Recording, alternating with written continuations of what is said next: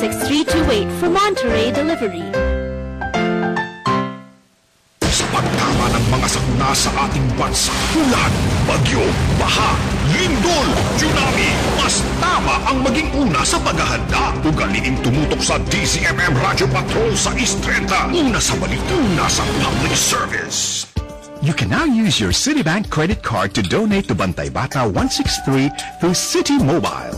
Just type on your cell phone CitiGive space BB163 space the amount you wish to donate space your MPIN and send to 2201 for Globe and Sun Cellular or 350 for Smart. You will receive a text message confirming your donation.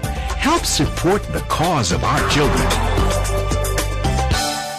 10 taon na po ako sa trabaho ko at sa araw-araw, mahigit 10 kilometro po ang biyahe ko. Paikot-ikot, sa lubak, sa mausok na kalye. Ang pahinga para sa akin ay gutom ng pamilya ko. Todo kahit ako, walang pinipiling panahon. Maganda rin ang kita pag umuulan. Kaya kahit bumabagyo, pedal pa din ako. Kahit masakit na katawan ko, kailangan ko tiisin. Iniisip ko na lang, sa bawat paserong hinahatid ko, dala nito yung pangtusto sa pangarap ng mga anak ko. Sinubukan ko ang Pau XR at bumilib ako. Sa murang halaga, masasabi ko ang goodbye aray. Tuloy ang trabaho. Ibuprofen paracetamol is the generic name of Pau XR. If symptoms persist, consult your doctor. 10 taon na po ako sa trabaho ko at sa araw-araw, mahigit 10 kilometro po ang biyahe ko. Paikot-ikot, sa lubak, sa mausok na kalye. Ang pahinga para sa akin ay gutom ng pamilya ko. Todo kahit ako, walang pinipiling panahon. Maganda rin ang kita pag umuulan. Kaya kahit bumabagyo, pedal pa din ako. Kahit masakit na katawan ko, kailangan ko tiisin. Iniisip ko na lang, sa bawat paserong hinahatid ko, dala nito yung pangtusto sa pangarap ng mga anak ko. Sinubukan ko ang Pau XR at bumilib ako. Sa murang halaga, masasabi ko ang goodbye aray. Tuloy ang trabaho. Ibuprofen paracetamol is the generic name of Pau XR. If symptoms persist, consult your doctor. Dial 633-MEET Monterey Delivery. 633-MEET Monterey Delivery. 633-6328 Monterey Delivery. Dial 633-MEET Monterey Delivery. 633-MEET Monterey Delivery. 633-6328 for Monterey Delivery. Sariwain ang kahapon. Sarap ng tugtugan kasama si Dr. Love. With June Banaag, Lunes hanggang Biyernes, 1:00 hanggang 3:00 ng hapon. At sa gabi naman, ang Dr. Love Radio Show. Dito lamang sa DZMM Radio Patrol sa Istreta at DZMM Teleradyo.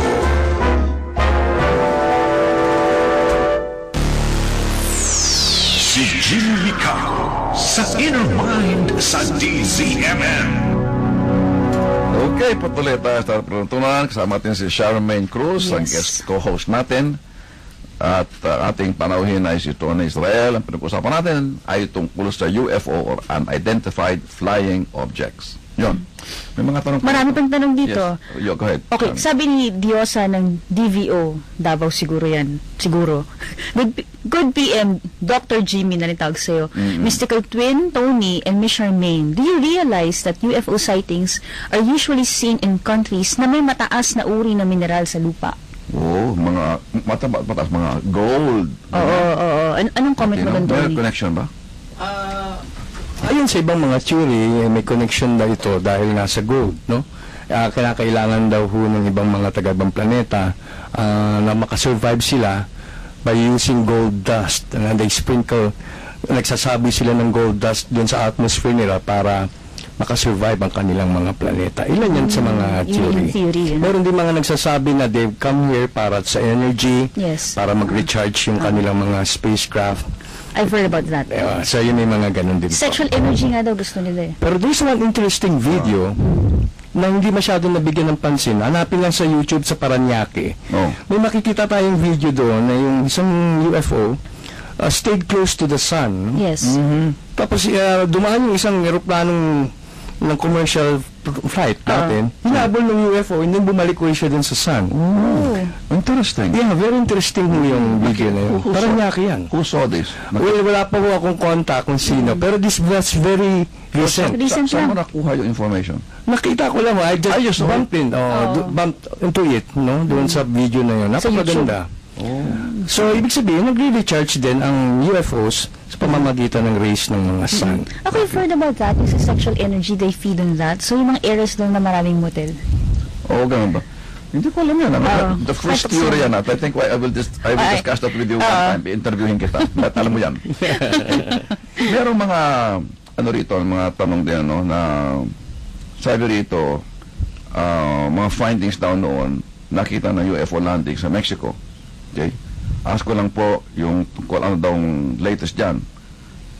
Meron bang libro tungkol dyan? Sabi ni Romel Hernandez ng Caloocan. Well, would you like to answer that? Okay. This is the Roswell crash in Mexico, no? And 1947. There are several books that have been written on this. In fact, of all the crashes, actually there are 4 crashes, no? Ang alam lamang ng mga tao ay yung sa Roswell, ang pinaka-popular, no? But I have a friend kasi who is a ufologist, si Dr. James Hurtak, the president of the Academy for Future Science, na binigyan niya ako ng mga data that there are 4 crash landings of UFOs, of or ETs. Okay. Ang alam ng mga tao itong sa Roswell, 1947. There are already several books written about this, Noel, or Romel. Oo. Okay. May series nga dati, Roswell, alam ko yun eh. Nung Oo, bata ako, pinapanood ko yun. Meron nga pa sa TV, meron Roswell. Yun. Okay, tapos merong tanong dito, Sir Jim, few days ago, kung ano na nakikita ng anak ko, minsan bata o babae, minsan nakabigti sa CR, Iba ito. sa school po lahat. Ibang topic to. Hindi ito Yeah. UFO. Hindi to upo. These are earthbound spirits, Yes. no? Spirit ng mga patayan. No? But I want to go back, no, to this yung mineral. This makes sense, eh. Yung sinasabi ni Josan ng Davao na mga UFOs are found in areas where there is a high concentration of minerals like gold and other precious minerals. Kasi there's a theory that was proposed by Zecharia Sitchin. You know, Zecharia Sitchin wrote the book, The 12th Planet. Yeah. And according to him, there is a certain planet, Nibiru, no, na circles the Earth every so many, 1 year of Nibiru time is 3,600 Earth years. Yeah. So, nung bumaba yan, because they were looking daw for gold, kasi yung atmosphere nila, kamukha ng ozone layer, nagtithin, and they found, they roamed the different galaxies. Yeah. They found out that gold is most abundant on Earth, and specifically in Africa. So, they sent a mission to Africa to dig gold. Yun ang ano lang. And since they were, they could live so many years, they were considered to be gods by the humanoids at the time. Ganun ang sabi ni Sitchin. Okay. So, merong parang connection nung question niya. Yes, dito sa kanyang... right. Okay.